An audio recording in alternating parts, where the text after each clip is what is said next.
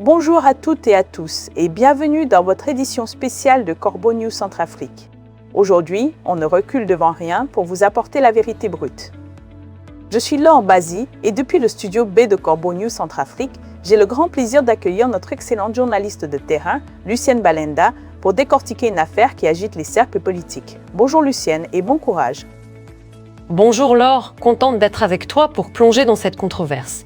Ce n'est pas tous les jours qu'un opposant de ce calibre se voit refuser son droit de circuler.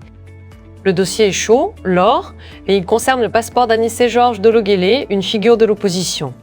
Le sien, un simple passeport ordinaire, reste en effet bloqué par les autorités centrafricaines. Et le parti URCA, il faut le dire, ne décolère pas et parle d'une véritable persécution visant son fondateur. Ils annoncent des recours et cela promet d'être animé. Une persécution, ni plus ni moins, c'est fort comme terme, Lucienne. Mais explique-nous un peu, pour nos auditeurs qui ne le connaîtraient pas encore, qui est Anissé-Georges Dologuélé et pourquoi cette privation de documents de circulation est-elle si particulière? C'est une excellente question, Laure. Anissé-Georges Dologuélé n'est pas n'importe qui.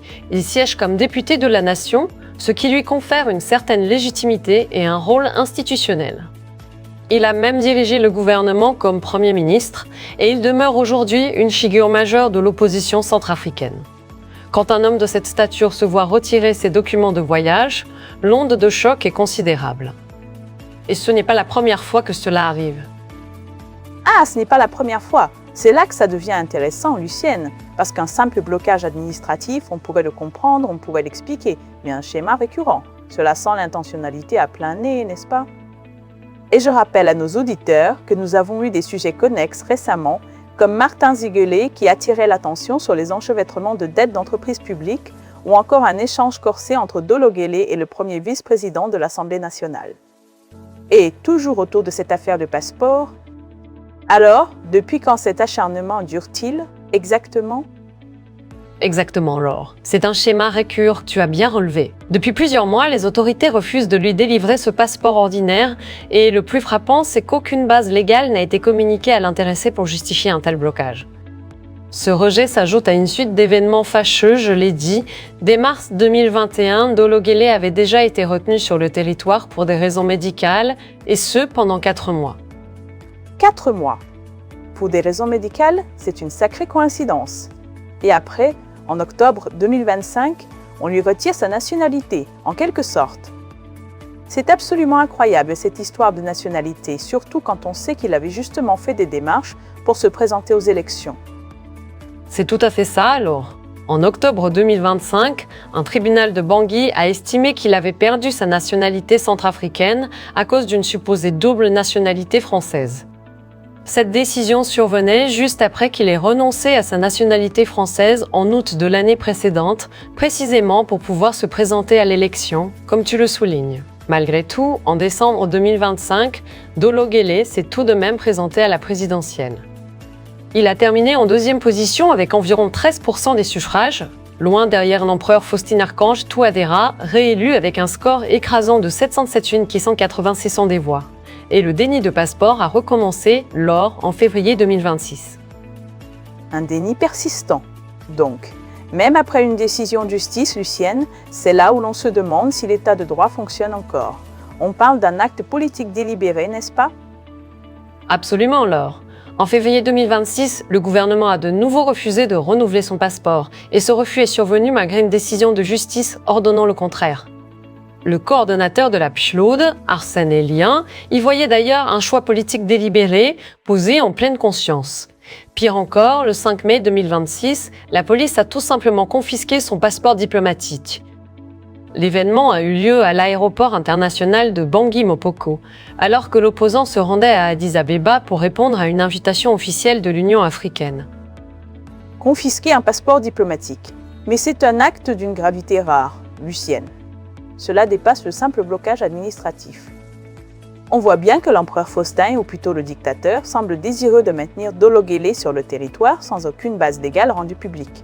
Et l'URCA, face à cette accumulation, y perçoit une évolution intolérable. Est-ce que le parti a réagi officiellement? Oui, Laure, et avec force. Le président de l'URCA bénéficie du soutien entier de son parti. Dans un communiqué, l'Union exprime une vive inquiétude face à ce refus répété de la part des autorités compétentes. Selon l'URCA, un acte administratif ordinaire est devenu un outil de sanction politique. Le parti s'appuie d'ailleurs sur la décision Incor Obfins, Tors Obsins du Conseil constitutionnel qui stipule qu'aucun décret n'a établi la perte de nationalité de Dolo-Guelleh. Par conséquent, il ne peut être soumis aux formalités de réintégration selon cette décision. L'URCA insiste sur le fait que les décisions du Conseil constitutionnel doivent être respectées par toutes les autorités publiques et administratives. Donc, selon le Conseil constitutionnel, il n'a jamais perdu sa nationalité. C'est clair comme de l'eau de roche. Et malgré ça, les autorités persistent. Mais qu'est-ce que l'URCA demande concrètement, Lucienne? Quelles sont leurs exigences? Le parti est très clair sur ses demandes, Laure. Il soutient que Dolo-Guelleh conserve l'intégralité de ses droits civiques et politiques. Ce droit inclut bien sûr la liberté d'aller et venir et l'obtention d'un document de voyage officiel. Ce refus de passeport souligne les tensions entre l'URCA et le gouvernement, exacerbant les défis de la démocratie en Centrafrique. Le parti formule 3 exigences précises.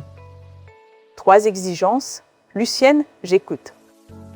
Premièrement, la délivrance immédiate du passeport ordinaire du président de l'URCA, dans le respect des textes en vigueur. Deuxièmement, le respect des droits fondamentaux de tous les citoyens, sans distinction d'appartenance politique. Et troisièmement, l'arrêt définitif des discriminations administratives ciblant les leaders de l'opposition démocratique. En conséquence, le bureau politique de l'URCA annonce l'engagement de recours démocratiques et juridiques. Ces démarches viseront les échelons national, régional et international. Ils appellent aussi à la mobilisation, Laure. Recours nationaux, régionaux et internationaux, c'est une offensive en règle que prépare l'URCA, Lucienne. Et cet appel à la mobilisation, qu'est-ce qu'il implique? Le parti ne va pas se laisser faire, c'est ce qu'il faut comprendre. Exactement, Laure. L'URCA fait également appel à l'opinion publique et à la communauté démocratique. Le parti appelle ses militants, ses sympathisants et tous les citoyens épris de justice à rester vigilants. Le silence de l'URCA ne doit pas être perçu comme un abandon, précise le communiqué, et il rappelle à toutes fins utiles que la démocratie ne se limite pas à la seule organisation d'élections. Ce n'est donc que le début de la bataille. C'est une affaire à suivre de très près. Merci beaucoup, Lucienne Balenda, pour ces éclaircissements percutants. C'était Gisèle Moloma qui a rédigé cet article pour Corbeau News Centrafrique. Merci à toi, Laure. Et à nos auditeurs, restez connectés avec Corbeau News Centrafrique. Vous pouvez nous joindre via WhatsApp et téléphone au +36 75 295 25 23 115 ou au +36 62 62 60 1 très vite.